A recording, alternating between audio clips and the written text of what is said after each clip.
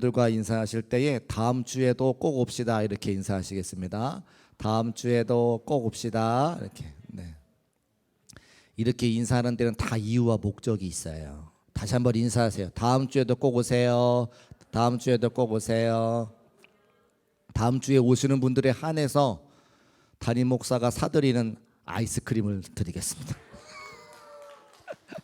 여기 서서 사장님들한테 더워가지고 지금 땀이 막 삐질삐질 나는데 나갈 때 아이스크림 하나씩 드시면 얼마나 좋을까 그런 마음이 제가 들어요. 제가 먼저 사드리고 그다음에 드신 분들이 또 그런 말이 있잖아요. 먹은 죄인. 그래서 드신 분들이 마음에 감동이 오시면 그 다음 주에 또 하세요. 그래서 제가 먼저 사드릴 테니까 뭐 이렇게 얼추 보니까 한 40여 분 넘으시는 것 같은데, 네.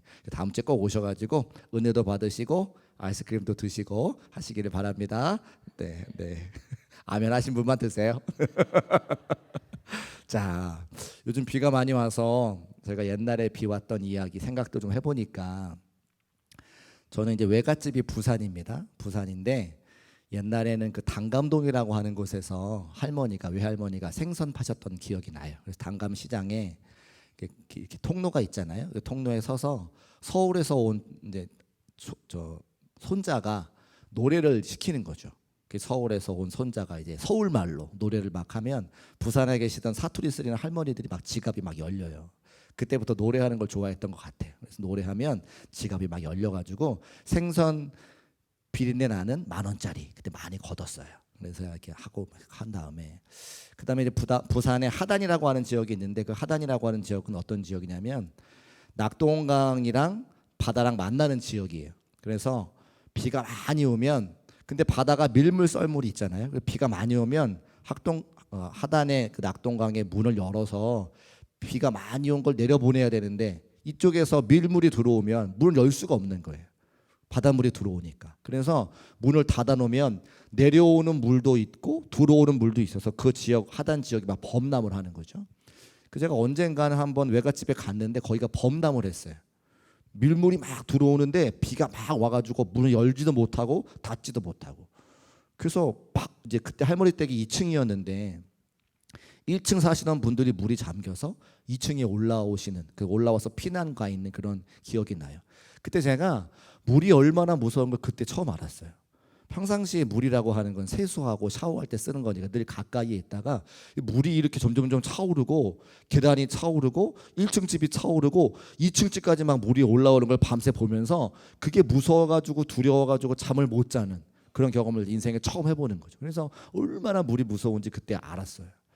그리고 그렇게 막 밤새 잠 못 자고 막 자는 둥 마는 둥 막 하면서 새벽을 지나고 보니까 비가 그치고 물이 차츰차츰 빠지기 시작해서 아침쯤 가보니까 이제 물이 여기 무릎까지 왔는데 온통 시뻘건 물이에요. 그리고 하수구에 들어갔다가 물이 나오니까 악취가 얼마나 심한지 몰라요.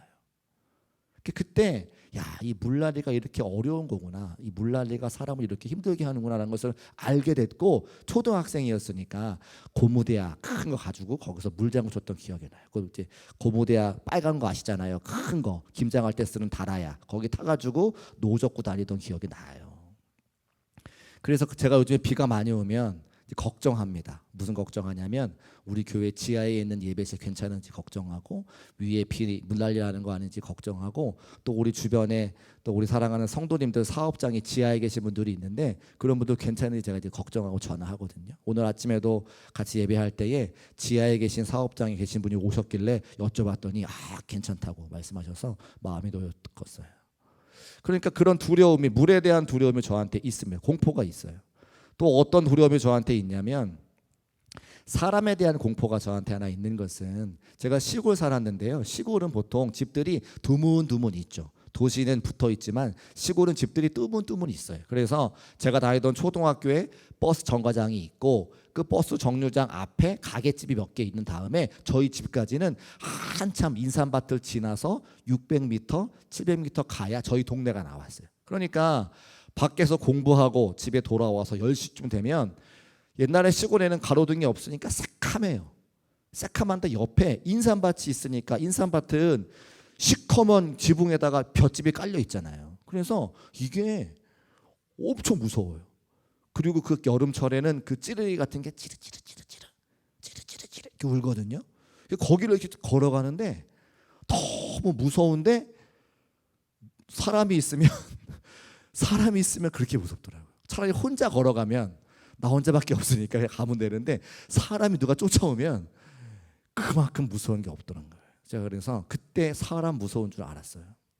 그래서 물에 대한 무서움, 사람에 대한 무서움.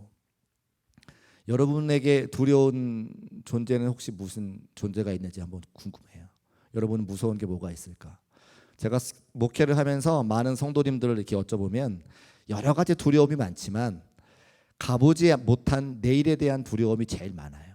우리 교회 와서도 신방하는데 이제 60세가 가까이 되신 어떤 남자분이신데 저한테 그런 말씀을 하세요. 은퇴하면 뭐 먹고 살지 두렵습니다라는 말씀을 저한테 하셨어요. 회사를 다니시는데 61세, 62세가 되면 이제 은퇴를 하게 되니까 은퇴하면 어떻게 살아야 될지 걱정을 저한테 하시는 거죠. 가보지 않은 미래에 대한 두려움을 저한테 말씀하세요.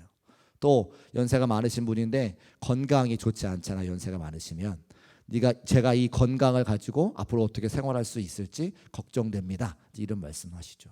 또 무릎이 아파서 교회 잘 오지 못하실 때에 지금도 이렇게 무릎이 아파 교회를 잘 못 다니는데 더 무릎이 아프면 바깥으로 다닐 수 없으면 어떻게 할까? 이런 걱정하시는 분도 제가 많이 들어봅니다. 그러니까 많은 사람들이 경우의 수는 다 다르지만 여러 가지 많은 두려움과 어려움들이 있는데 성경에 나오는 사람들도 보면 두려움이 많다고 하는 거죠. 특별히 오늘 이스라엘 백성들이 블레셋과의 전쟁 가운데 두려움이 있는 것은 전쟁에 대한 두려움, 죽음에 대한 두려움이 그들에게 있는 것을 확인할 수가 있습니다. 그런데 이 사무엘상 7장 앞에 보면 그들이 하나님의 언약궤를 빼앗긴 장면이 나와요. 전쟁터에 하나님의 언약궤를 갖고 갔다가 블레셋에게 하나님의 언약궤를 빼앗깁니다. 그리고 그 빼앗긴 언약궤를 가지고 되찾아오는 과정도 참으로 힘들고 어려워요. 그리고 그들에게 제사장으로서 그들의 영적인 또 그들의 전쟁을 이끌고 나가야 될 때에 홈니와 비나스와 같은 제사장이 다 잘못된 것으로 다 죽임을 당해요. 그러니까 지금 이스라엘 백성들을 이끌고 갈 사람도 없고 하나님의 언약궤도 빼앗기고 언약궤를 찾아오는 과정에서 두렵고 그 와중에 블레셋과의 전쟁을 치러야 되는 진퇴양난의 그런 상황에 놓여 있는 것이 이 사무엘상 7장의 말씀이라고 하는 거죠. 엘리와 홈니 비나스도 죽었고 하나님께서 잘 훈련시켜 주신 그 사무엘 선지자는 하나님 백성들 앞에 세워져서 공적인 일을 감당해 보지 않았던 그런 자리라고 하는 겁니다. 여러 가지 상황이 지금 이스라엘 백성들이 두려움 가운데 놓여 있는 상황이라고 하는 거예요. 그래서 경우의 차이는 있지만 지금 성경에 나오는 사무엘상 7장에 나오는 이스라엘 백성들의 두려움과 우리가 당하는 두려움이 크게 다르지 않다고 하는 겁니다. 그때에 이 사무엘 선지자가 그 두려움을 어떻게 이겨냈는가를 살펴보면서 우리의 삶에 적용하여 여러 가지 삶의 어려움들을 이겨낼 수 있는 우리 중국교회 모든 성도의 삶이 되시기를 주님의 이름으로 축복합니다. 자, 그들이 먼저 5절 말씀에 보니까 함께 모여 기도하자고 이야기를 하거든요. 5절 말씀 같이 읽어보겠습니다. 시작. 사무엘이 이르되 온 이스라엘은 미스바로 모이라. 내가 너희를 위하여 여호와께 기도하리라 하매. 아멘. 이렇게 예수 믿는 사람들은 어려움이 있을 때 교회에 모여서 기도하잖아요. 우리가 오늘도 비가 오는 궂은 날씨지만 또 금요일 날 저녁 시간에 얼마나 피곤합니까? 그럼에도 불구하고 함께 나와서 모여 기도하고 예배하잖아요. 이것이 우리에게 힘이 되는 것을, 이것이 우리에게 소망이 되는 것을 알기 때문에 기도하는 거죠. 그래서 예수 믿는 사람들은, 이스라엘 백성들은 이렇게 모여서 기도하는 거예요. 예배하는 거예요. 그것이 우리에게 힘과 소망과 위로가 되기 때문인 거죠. 그런데 이렇게 모였을 때에 블레셋 사람들이 어떻게 생각하느냐? 블레셋 사람들은 그들이 모여서 기도하는 것이라 생각하지 않고 모여서 전쟁 준비를 하는 거라고 오해를 하는 겁니다. 그래서 뭐라고 이야기합니까? 7절 말씀에 기록하고 있어요. 이스라엘 자손이 미스바에 모였다함을 듣고 블레셋 사람들이 듣고 그들의 방백들이 이스라엘을 치러 올라온지라. 이스라엘 자손들이 블레셋 사람들을 두려워했다라고 기록하고 있죠. 그저 모여서 힘을 얻고 하나님 말씀 나누고 기도하고 예배하려고 했는데 그 소식을 듣고 블레셋 사람들이 오해해서 이스라엘 백성들에게 전쟁을 걸어오는 거예요. 이스라엘 백성들의 모든 목숨을 빼앗아 가려고 오는 거예요.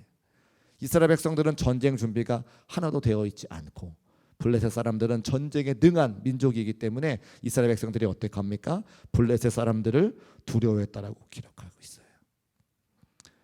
두려워할 수밖에 없죠. 물이 막 밀려 들어올 때에 우리는 두려워할 수밖에 없는 존재입니다. 어두운 밤을 지나갈 때 누군가 나를 따라오면 그 발자국 소리, 저벅저벅 소리에 두려울 수밖에 없는 존재입니다. 내가 건강이 점점 연약해져서 하나님의 성전에 찾아나오지 못할 것 같은 그런 두려움이 엄습하는 것이 우리의 존재들입니다. 은퇴하면, 직장을 그만두면 뭐 먹고 살아야 되지 걱정할 수밖에 없는 존재가 우리 연약한 사람들의 삶이라고 하는 거예요. 하나님 앞에 함께 모여서 예배하려고 하는데 그들의 목숨을 앗아가려고 하는 블레셋 사람들이 쳐들어올 때에 아무것도 하지 못하고 전전긍긍하며 블레셋 사람들을 두려워하는 것이 우리들의 실존이라고 하는 겁니다. 그리고 그 이스라엘 백성들을 이끌고 가야 될 제사장 사무엘은 한 번도 공식적으로 나와서 그들을 이끌고 가본 적이 없는 그런 사람이었다고 하는 거죠. 그러니까 사무엘을 믿을 수 있을까? 영적인 지도자에 대한 불신, 블레셋 사람들에 대한 두려움, 또 그들의 놓여진 현실, 이 모든 것들이 뒤엉켜서 그들이 혼란스럽고 두려워했다고 성경에 기록하고 있는 것이죠. 그때에 이 사무엘이 어떻게 했는가가 우리에게 굉장한 신앙생활의 이정표가 될 수 있다는 거예요. 9절 말씀 화면에 올려주시고 같이 한번 읽어보도록 합니다. 9절 말씀 함께 읽어볼게요. 시작. 사무엘이 전 먹는 어린 양 하나를 가져다가 온전한 번제를 여호와께 드리고 이스라엘을 위하여 여호와께 부르짖음에 여호와께서 응답하셨더라. 아멘. 온전한 번제는 우리식으로 말하면 예배죠. 그리고 여호와께 부르짖는 건 기도입니다. 그래서 오늘 말씀의 제목이 뭐예요? 온전한 예배와 부르짖는 기도. 이스라엘 백성들이 곤경에 처했을 때, 이스라엘 백성들이 두려움에 놓였을 때, 자신의 삶의 문제를 해결할 수 없는 어려움에 놓여서 그들이 전전긍긍할 때 사무엘 선지자가 직접 보여주신 신앙의 본은 무엇입니까? 온전한 예배와 부르짖는 기도였다고 하는 거예요. 여러분의 삶의 자리에서도 내 힘으로 해결할 수 없는 많은 어려움과 문제들이 찾아올 때에 하나님께 온전히 예배드리시기를, 또 부르짖는 기도를 올려드리시기를 주님의 이름으로 축복합니다. 그런 놀라운 사실은 사무엘이 전 먹는 어린 양 하나를 가져왔다고 하는 거죠. 지금 이스라엘 백성들이 모여서 블레셋 사람들이 쳐들어온다고 하는 이야기를 듣고 모든 사람들이 두려워할 때에 과연 온전한 예배를 드릴 수 있을까?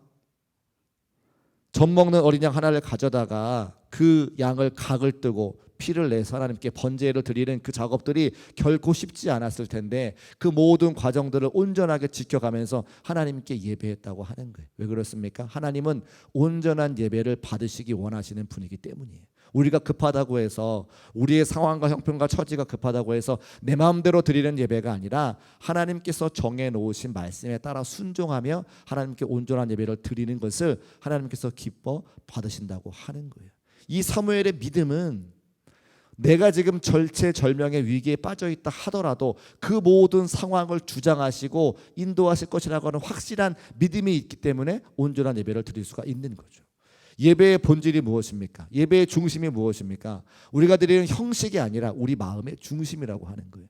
내가 지금 상황이 어렵고 힘들고 내 힘으로 해결할 수 없는 많은 문제가 있지만 이 문제까지도 능히 역사하셔서 바꿔주실 분이 우리 하나님이라고 하는 믿음이 있어야 하나님께 온전한 예배를 드릴 수 있다고 하는 거예요. 힘들고 어려울 때에 우리가 무엇 붙잡고 예배합니까? 그 문제보다 크신 주님에 대한 확실한 믿음이 있어야 예배할 수 있는 거예요. 코로나가 오기 전에 사스라고 하는 어려움이 한번 있었습니다. 근데 2007년인가 8년인가 제가 기억하는데요. 왜 기억하냐면 저희 큰애가 나이가 얼마 되지 않았을 때에 그 사스인가 한번 걸렸어요. 그런데 약이 없잖아요. 약이. 그래서 막 열이 막 토요일 날 밤인데 40도까지 막 올라가는 거예요. 근데 병원에 찾아가도 약이 준비가 안 돼 있으니까 사람들이 줄만 길게 서 있지 약을 받을 수가 없어요. 근데 내일은 주일인데 제가 병원에 아이를 데리고 갔어요. 그리고 날이 밝았어요. 아직도 약을 구하지 못하고 아이는 막 죽어가고 있어요. 그러니까 오전에 11시가 돼서 예배를 드리러 가야 되는데 제가 그때에 그 믿음이 부족하여서 예배를 드리러 가지를 못하겠는 거예요. 아기가 죽어가니까. 열이 펄펄 오르니까. 그래서 제가 집사람한테 전화를 걸고 우리 성도들 몇 명 되지 않는 성도들에게 우리 집의 상황을 설명하고 내가 이 약을 받아서 돌아가서 예배를 드릴 테니 2시 혹은 3시에 예배를 드리자 연락을 했어요. 그런데 결국 약을 받지 못해서 그날 주일 예배를 못 드렸습니다. 제 평생에 주일을 드리지 못한 예배를 드리지 못한 단 하루예요. 그때는 그게 제 스스로 아무렇지 않게 생각이 됐어요. 집에 아이가 죽어가는데 약을 받는 게 더 중요하다고 생각했어요. 그런데 그때 지금 돌이켜보면 제 신앙과 믿음이 하나님을 온전히 신뢰하지 못했다라고 하는 걸 지금 제가 송구한 마음으로 고백을 할 수 있어요. 제 평생에 단 하루 주님 앞에 예배하지 못했던 날입니다. 하나님이 계셔야 되는 자리에 저희 아이를 놓고 하나님께 진정한 예배자가 되지 못했던 날이에요. 제가 그 이후로 하나님께 예배하는 것은 상황이 중요한 게 아니구나. 내가 하나님을 믿는 신뢰가 없어서 하나님께 예배하지 못하는 걸 제가 알게 됐어요. 우리가 진짜 어려울 때 예배할 수 있는 것이 믿음인 것을 믿으시기를 주의 이름으로 축복합니다.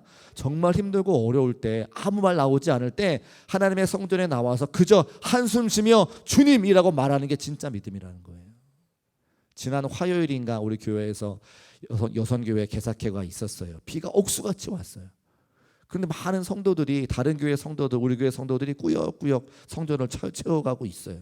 제가 무슨 찬양이 떠올라면 비바람이 앞길 막아도 나는 가리 주의 길 가리. 제가 그 찬양이 번뜩 떠올랐어요. 이렇게 비가 오는 날에 저 같으면 안 와요.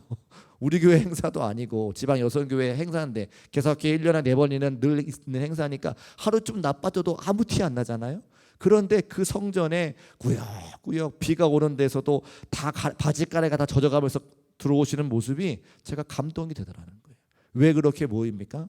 하나님의 은혜가 여기 있고 하나님의 말씀이 여기 있고 하나님께서 허락하신 사명이 있기 때문에 함께 모여 예배하는 것이 그분들의 진정한 믿음이기 때문에 제가 함께 노래하고 같이 예배했다고 하는 거예요. 그러니까 우리가 함께 다 모여서 예배드리지만 진실한 우리의 마음의 중심으로 하나님께서 모든 인간의 삶을 주장하신다고 하는 믿음이 없으면 예배할 수 없고 기도할 수 없고 부르짖을 수 없는데 사무엘이 지금 젖 먹는 어린 하나를 가져다가 성경에 뭐라고 이야기하냐면 온전한 번제를 여호와께 드렸다라고 기록하고 있어요. 온전한 번제. 사랑하는 중국교회 성도 여러분, 여러분의 삶의 자리에서 온전한 번제를 주 앞에 드릴 수 있는 참된 예배자가 되시기를 주의 이름으로 축복합니다. 그 첫 번째 단추는 내가 하나님을 신뢰하는 거예요. 이 어려움을 능히 이기실 수 있는 분이 우리 하나님이시다. 어떠한 삶의 어려움의 자리라도 늘 나에게 선하고 좋은 것을 허락하시는 분이 우리 하나님이시다. 그래서 코로나도 힘들고 어려웠지만 우리가 지나가야 되는 과정이기 때문에 우리에게 주신 거예요. 저희 큰애가 갑상선 기능 저하증이라고 하는 고칠 수 없는 병을 주신 것도 우리 가정에 그것이 필요하기 때문에 주신 거예요. 제가 그래서 그 아이의 병을 고쳐달라고 기도하지 않고 그 뜻을 깨달아 순종할 수 있도록 제가 기도하죠.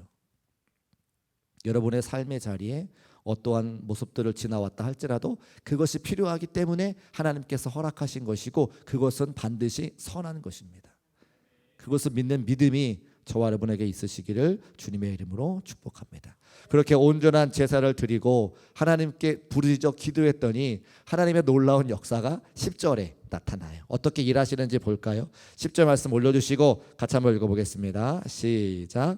사무엘이 번제를 드릴 때에 블레셋 사람이 이스라엘과 싸우려고 가까이 오매 그날에 여호와께서 블레셋 사람에게 큰 우레를 발하여 그들을 어지럽게 하시니 그들이 이스라엘 앞에 패한지라. 아멘. 같이 한번 따라 하실까요? 큰 우레를 발하여. 네, 큰 우레를 발하여. 이게 하나님의 역사죠. 하나님께 온전한 예배를 드리고 부르짖는 기도를 올려드렸을 때에 하나님의 역사는 큰 우레를 발하셔서 블레셋 사람들을 무찔러 주셨습니다. 이스라엘 백성들이 뭘 한 게 아니에요. 문제 앞에 시험 앞에 기도하고 내가 그것을 해결하는 것이 아니라 누가 해결해 주시는 거예요? 하나님께서 그 문제와 어려움을 해결해 주시는 거죠. 하나님의 때에 하나님의 방법으로. 할렐루야. 저는 그것을 믿습니다. 여러분도 믿으시기를 주님의 이름으로 축복합니다. 그 많은 순간들이 있었기 때문에 이 자리에 함께 와서 예배할 수 있는 거죠. 그 은혜의 때가 있었기 때문에, 그 기도의 응답의 때가 있었기 때문에, 하나님의 역사를 경험했기 때문에 우리가 나와서 기도할 수 있는 거예요. 큰 우리를 바라시는 그 하나님의 은혜를 경험했기 때문에 우리가 나와서 신앙생활할 수 있는 거죠. 사람이 얼마나 이기적인 존재인 줄 아세요? 나한테 좋은 거 없으면 절대 교회 다니지 않습니다.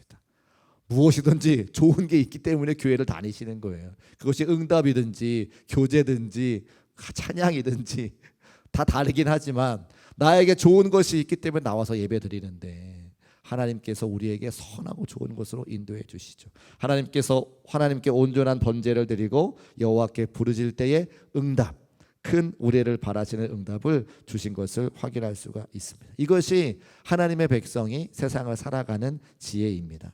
세상에 많은 사람들은 두려움이 엄습하거나 적들이 몰려오면 그 적들과 내가 막 싸우려고 하죠. 그래서 나의 능력을 막 키워가려고 그래요. 하나님의 방법은 그게 아니에요. 온전한 제사를 드리고 부르짖어 기도해서 하나님께서 싸우시도록, 하나님께서 일하시도록, 하나님께서 우리의 삶을 주장하시도록 자리를 내어드리는 것이 우리 성도들의 참된 지혜라고 하는 겁니다. 이스라엘 백성들이 예배드리고 있는데 누가 싸우세요? 하나님이 싸우세요. 이스라엘 백성들이 기도할 때 누가 싸우세요? 여호와 하나님께서 싸워주시는 거예요. 오늘도 우리가 여러분의 삶의 자리에서 온전한 번제를 드리고 부르짖어 기도하면 하나님의 눈에 보이지 않으시지만 여러분의 삶의 자리마다 역사하셔서 큰 우리를 바라시는 은혜가 여러분 모두에게 있으시기를 주님의 이름으로 축복합니다. 말씀 정리할게요. 아주 간단합니다. 두려움이 찾아올 때가 있어요. 문제 앞에서 해결하지 못해서 전전긍긍할 때가 있습니다. 그럴 때에 사무엘이 했던 것을 기억하세요.